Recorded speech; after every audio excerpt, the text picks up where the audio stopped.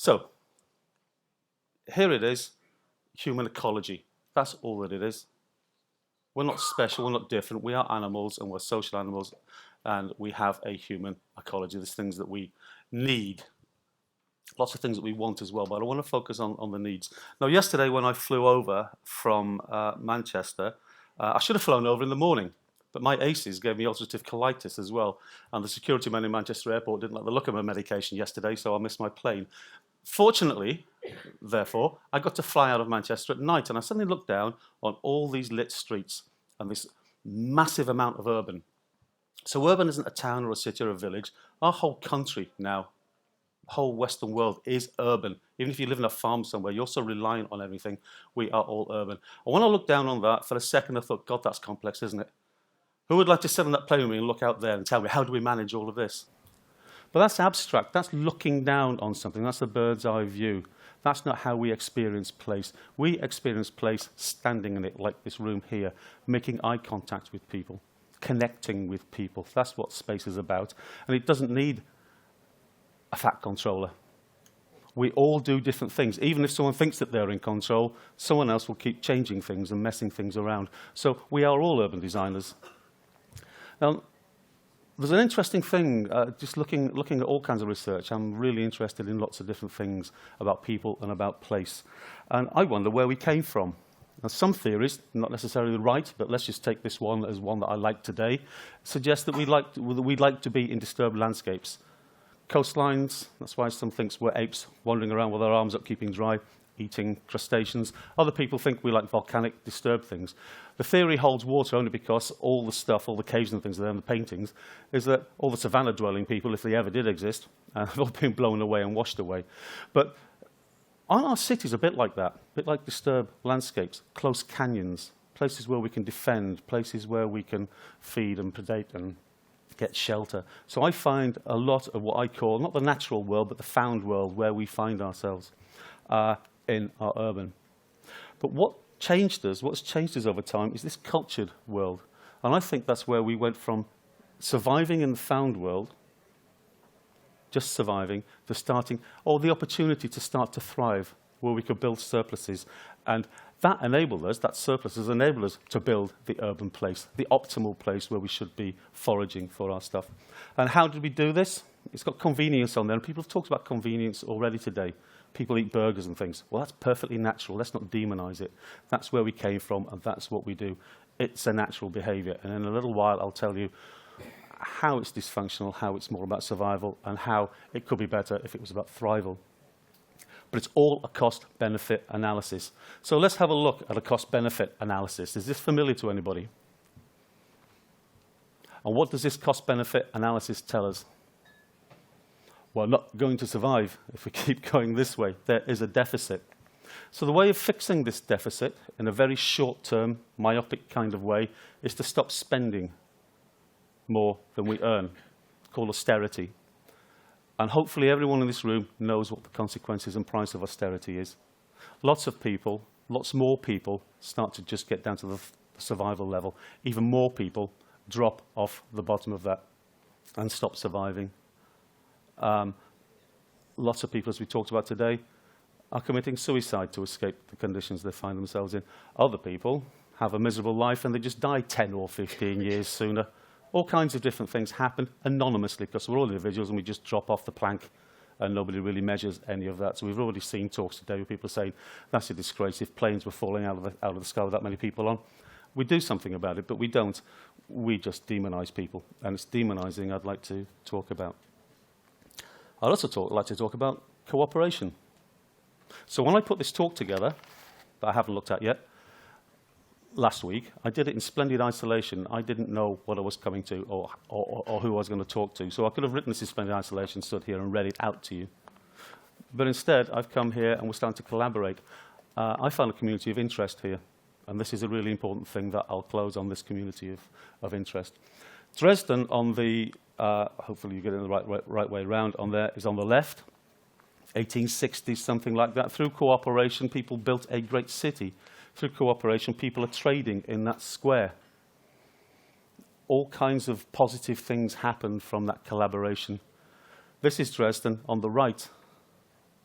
mid-1940s, early 1940s, just after the RAF, Luftwaffe, just after the RAF firebombed the place. That's a trailer full of dead bodies that people are cooperating to take away, and it's being rebuilt.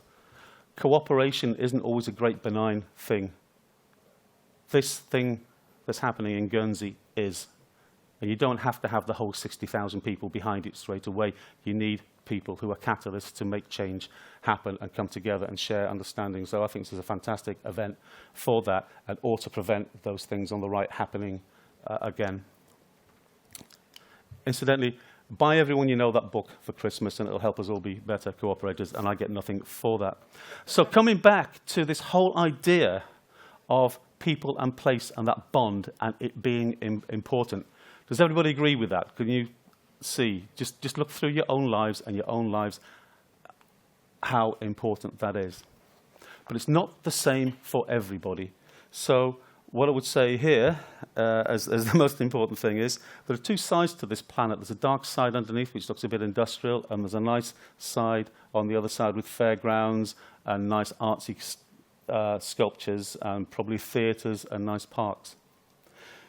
If you live in that benign place, you're likely to exhibit thrival behaviours. If you live on the dark side, you're going to be in more of a survival mode, and that sets up your behaviours, your life choices as quite different things. So we have to ask ourselves, are cities good for us? Disraeli suggests not, because they're not places of great collaboration. We don't do it to help our neighbours. Are our modern cities any better? The cities that are now car-dominated, the cities that now spread suburbia everywhere, that are actually breaking down any opportunity to become good neighbours. And in these not such good cities, these not well resourced cities, I always ask the question, because most people try and, not try, but do automatically demonise lots of people that live in those places. Why don't they clean the rubbish up? Why are they setting fire to cars? Why don't they care? But I have to ask the question on the right, is it the apple or is it the barrel that is bad? I say it's the barrel. Every time I say it's the barrel, because somebody else is responsible for that barrel. In the centre, that is Glasgow, because of the picture on the right, which is the tenements. The local authority wanted to just knock them all down and we'll build towers and put people in there. There's a great thoughtlessness about that, and that impacts everybody that lives there. Who would like to live there? Anybody? Anybody see anything positive or good about that? No.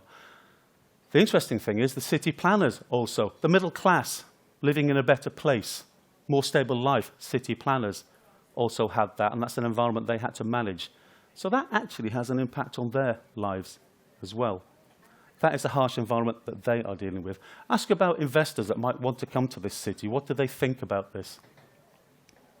They're going to have a view of this as well, and it will change their lives. It will have an impact on their well-being, on their mental health, and ultimately their health. And I'll come to how that is in a minute. And on the left-hand side, you can see rich and poor living cheek by jowl.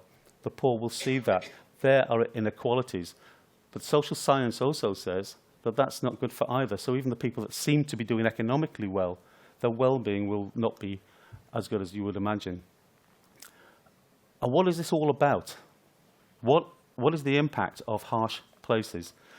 It makes people discount their futures. When they go looking for well-being, because we all have mental health and we all need well-being. If you live in a harsh place, you need those hits quite quickly, and it might start in a bottle, it might end in a needle. But it's not sustainable. It keeps you going for now, but that's why some people are dying 10 or 15 years sooner than others. They don't have sustainable behaviours. So that's the difference between thrival and survival. It's pretty straightforward. So we're not all the same. Once you have those behaviour patterns, they're very difficult to change. So if you get taken into respite and someone makes you better, and they send you back to a crap place that you came from, what do you expect? What happens if you take people, and I'll show you an example in a moment, and you regenerate their estate, you win the awards, you take the prizes, go to the black tie dinner, and then you go home. And 2 years later, you get regeneration, relapse. It's not about just doing some things. It's got to be an all-piece thing. So what I'm talking about here is taking an ecological approach. It's not a new, it's not different. It's just ordinary. It's what we are. It gets back to that habitat idea. And on the left, we have David Sloan Wilson working in Binghamton in New York.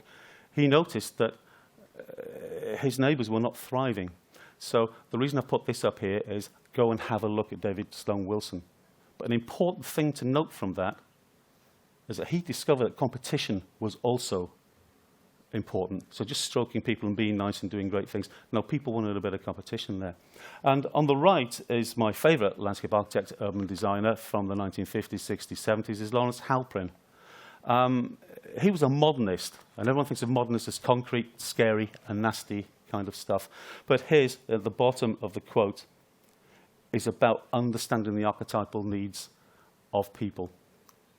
And that brings me to a project we are working on at the moment, which is Halton Healthy New Town. Now then, Halton, or Halton Lee, was a new town. And it was designed by the English, British, Scottish architect James Stirling in the 1970s. Massive award-winning scheme in the 1970s. And you can see it there on the left. Machines for living in. They actually look like washing machines, and the irony of someone hanging the washing out at the bottom doesn't escape me. And underneath it are all the options that he drew up. He drew up all of those options down there. We see next to that there are some other options, another grid of options, which is the 5 ways to well-being. And that's what we try and encompass in the conversations that we have. And on the right are a series of photographs of the people of Halton Lee. Now, what's happening now, and the reason we're working with these people, is that the NHS has set up this initiative called Healthy New Towns. It's ironic that this new town is now a healthy new town. It's also ironic that James Stirling's new town was demolished in the 1980s and replaced by a housing estate by volume house builders, and it's still not working. Regeneration relapse, this is the second time it's relapsed, and hopefully we can get in there and start working with people in co-production and co-design of their place, people taking ownership of what they're doing and getting to know each other pretty much like this. So this is something I would commend to Guernsey. And the thing I'm commending to Guernsey is what you would call a one island approach, a one authority approach. And I'm going to have to go to my notes because I wrote down 3 important things. And I've got a minute and a half left, and I've completely forgotten what they were. Everybody has to be involved in the theory. Not any old theory, but understanding the evidence, and everybody has to understand that. Everybody has to be involved in the governance. And the thing about the slide before, which I really forgot to pick up on, and is probably the most important thing in the whole talk, is James Stirling was doing to people. We have to do things with people. It's the same as the NHS mantra. And again, I commend that to Guernsey, and it should be easy in this held together island. And everybody has to be involved in the practice as well. And you need to measure it, and then that then comes back round to the theory, and you set up a really sustainable loop through that. So today is about a community of interest. That needs to become plural, and you need to find lots of communities of interest. And something else that has been said lots today as well is just doing things instead of talking about things. Well, I think it's really important to talk about things too. I think it's really important to plan for the future too. So what's being talked about there is 3 levels of project. Now projects, sooner projects, and later projects, and talk about them all at the same time. And my final comment is on trees, because that's where I started, about the man cutting the trees down. As a landscape architect, I have planted millions of trees in my time, and not one of them has replaced any of those beech trees that were lost. And the reason for that is, it wasn't the trees that were lost, it was the commons. And we all need to take care of our commons. And thank you very much.